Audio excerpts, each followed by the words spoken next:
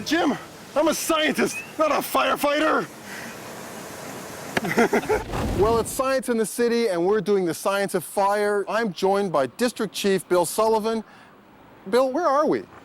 Alan, you're in one of the largest municipal fire training centers in Canada.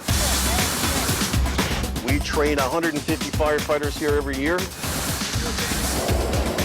Well, you're helping us get the fire safety message out, and you're going to have 3 of our best recruits here with you today, so you'll have a great time. Great, thanks a lot, Chief. You're welcome, Alan. Okay, so you guys are the best, eh?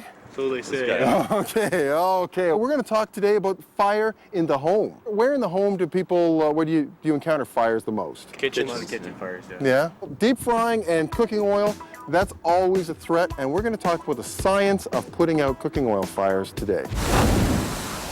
So guys, in the burn cell here, we've got a little hot plate with some cooking oil going, ready to go, ready to burst into flame pretty soon. Curtis, your job is to make the fire worse by adding a little bit of water to that. But you got backup. Brian, you're on the fire extinguisher to look after the fire if it gets out of control. Okay? We do a little experiment how not to put out fire.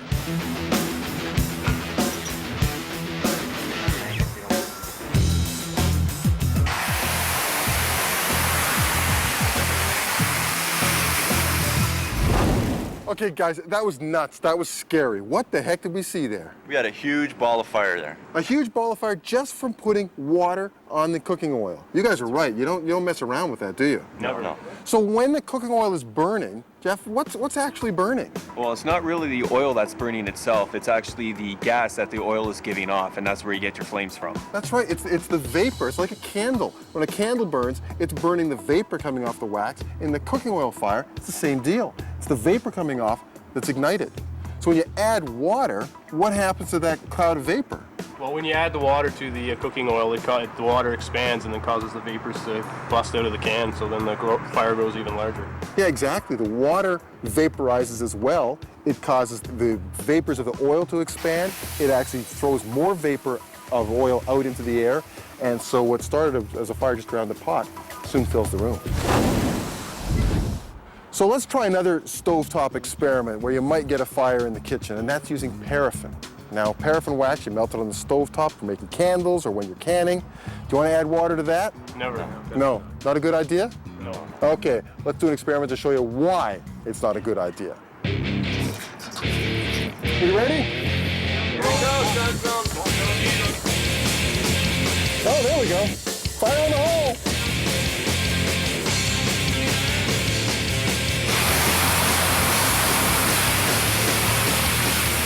That is freaking insane. Okay, so that was 2 experiments on how not to put out a fire. We saw vapor clouds, not the oils themselves, but the vapors just go nuts when you added water. 2 incredible examples of what not to do. So what should you do? Well, if it's safe and you can, you always want to try to put the lid back on the fire and take away that oxygen. And if they've got too much flame, you can't put the lid back on, what's the next step? I have a Class ABC extinguisher, and you just want to sweep, press the handle and sweep towards the base of the fire. If the flames again are too big and you don't have a fire extinguisher, what do you do next? You want to make sure that you get out of the house right away, call 911, and then let us take care of it. Thanks a lot, guys. This was really great. A really good explanation of how not to put out a fire, some good science and some good safety. We really appreciate it. Thanks.